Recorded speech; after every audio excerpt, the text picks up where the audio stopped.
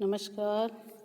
आज हम बीए प्रथम वर्ष कला हिंदी साहित्य के प्रथम प्रश्न पत्र के अंतर्गत कबीर के पर्चा को अंग से संबंधित साखियों के विषय में पढ़ेंगे।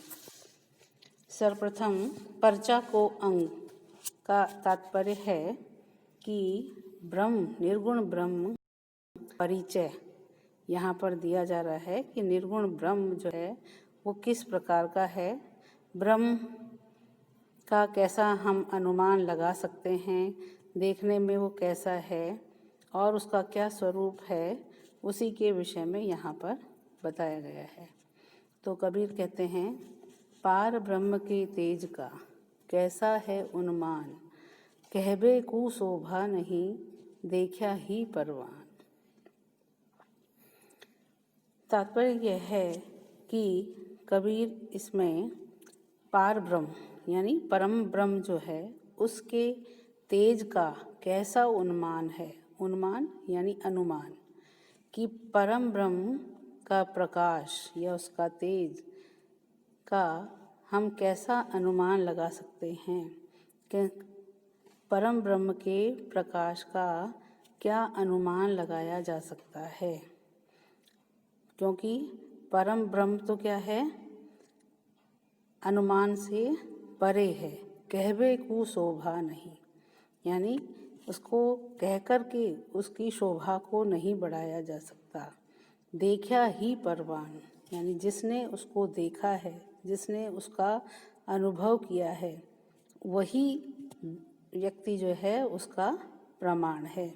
यानी जिसने जो परम ब्रह्म है उस परम ब्रह्म के प्रकाश का अनुमान लगाया नहीं जा सकता, क्योंकि कहबे को शोभा नहीं, कि कहने से ही उसकी शोभा नहीं बढ़ती है।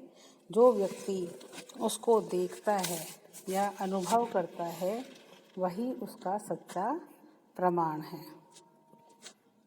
तो इस प्रकार से कबीर ने इस साखी के माध्यम से ये बताया है कि जो निर्गुण ब्रह्म है उसके तेज का, उसके प्रकाश का कैसा है उन्मान, यानी कैसा अनुमान है, हम नहीं बता सकते, शब्दों में उसको व्यक्त नहीं कर सकते और उसको हम अनुभव करके ही उसका प्रमाण ले सकते हैं या उसको बता सकते हैं। अनुभव करके ही हम उसको जान सकते हैं, शब्दों के माध्यम से या वाणी के माध्यम से हम उसको व्यक्त नहीं कर सकते।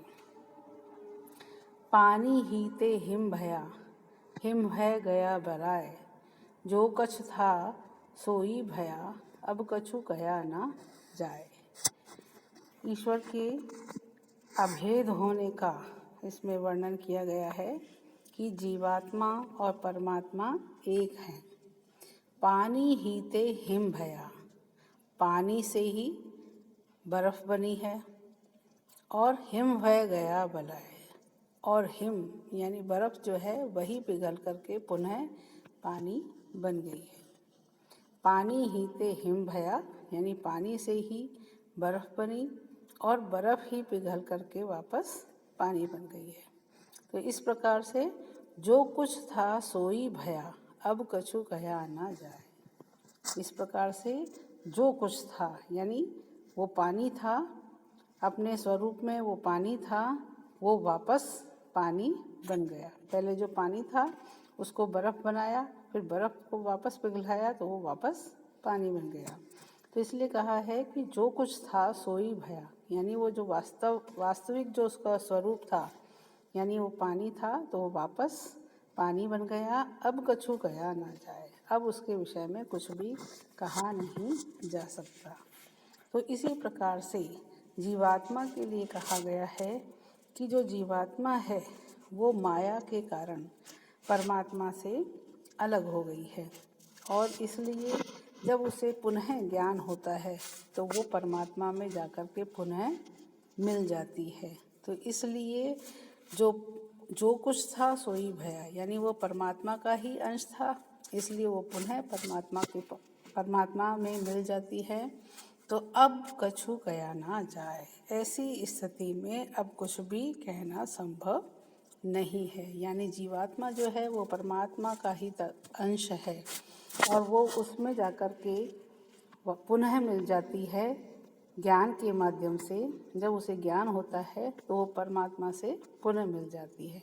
तो ऐसी स्थिति में ज्ञानी व्यक्ति अब कछु कया ना जाए, तो कुछ भी कहने की स्थिति में नहीं होता या उसके विषय में कुछ भी नहीं कहा जा सकता।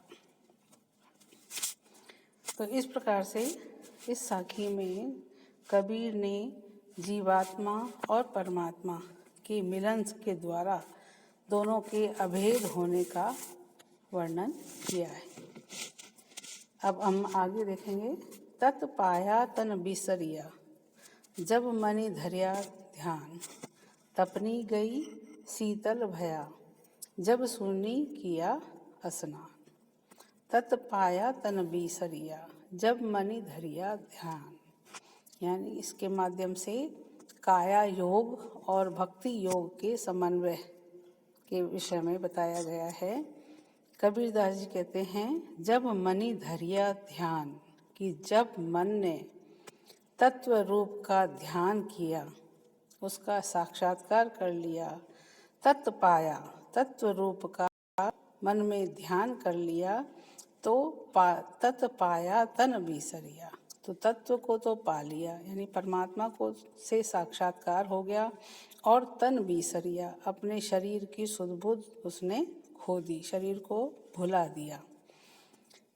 तपनी गई शीतल भया, जब शून्य किया स्नान।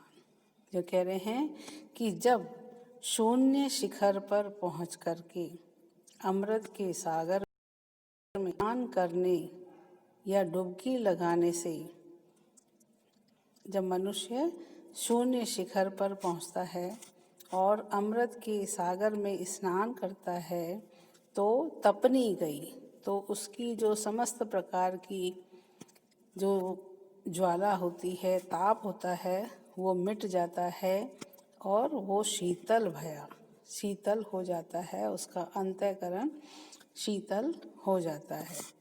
तो इस प्रकार से ईश्वर की प्राप्ति हो जाने पर हर प्रकार का ताप, दैहिक, दैविक और जो तीनों प्रकार के ताप होते हैं, उन तीनों तापों को वो तीनों ताप समाप्त हो जाते हैं और मनुष्य को ईश्वर मिलन के द्वारा शीतलता की प्राप्ति होती है।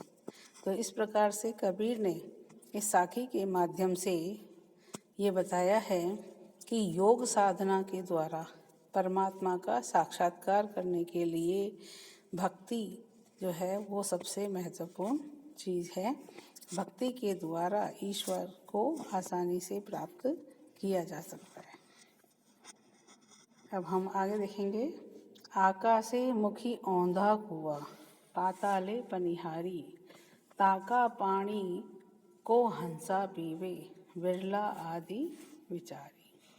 अब यहाँ पर ये उलटबासी के रूप में ही इसका यहाँ पर वर्णन किया गया है। आकाशे मुख औंधा कुआ, यहाँ पर कबीर ने अपनी साधना अवस्था या हठ योग है उसका यहाँ पर वर्णन किया है। तो उसके माध्यम से उन्होंने ये बताया है, आकाशे मुख औंधा कुआ, कि जो आकाश है, शून्य शिखर जो है, उसमें औंधे मुख वाला कुआं है। आकाशे मुखी औंधा कुआं, आकाश में औंधे मुख वाला कुआं है। पाताले पनिहारी, और उसमें पानी भरने वाली जो पनिहारी है वो नीचे पाताल में है। ताका पानी को हंसा पीवे, उसका पानी कोई हंस ही पीता है, यानी कोई मुक्त आत्मा ही पीती है। बिरला आदि विचारी, बिरले लोगों ने इस तत्व पर विचार किया है कि जो आकाश में औंधे मुख वाला कुआं है, उसमें जो पनिहारी है, उस पनिहारी पाताल में जो पनिहारी है, उस पाताल के पानी को कोई बिरला व्यक्ति ही पीता है। ऐसा कोई जो हंसा है, यानी जो मुक्त आत्मा है वो ही पीता है, ऐसा बिरले लोगों ने विचार किया है। ये इसका सामान्य अर्थ है और इसका हम साधना परक अर्थ देखेंगे। शून्य शिखर पर मेरुदंड के नीचे अमृत कुंड है और उसके नीचे जो कुंडलनी है वही पाताल की पनिहारी है। उस अमृत के आनंद रूप का जो जल है, अमृत से जो आनंद की प्राप्ति होती है, उस आनंद रूपी जल का स्वाद कोई मुक्त आत्मा ही ले सकती है या कोई सिद्ध पुरुष ही उस तत्व का आनंद ले सकता है।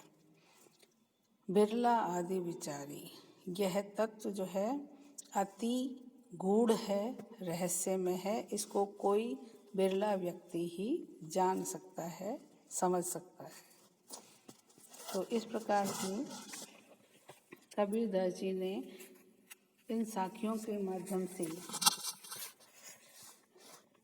जो निर्गुण ब्रह्म है उनका परिचय देने का प्रयास किया है और उन्होंने बताया है कि जो परम ब्रह्म है उसका प्रकाश, उसका अनुमान लगाना संभव नहीं है और विशेष रूप से वाणी के माध्यम से उसके स्वरूप का वर्णन करना संभव नहीं है।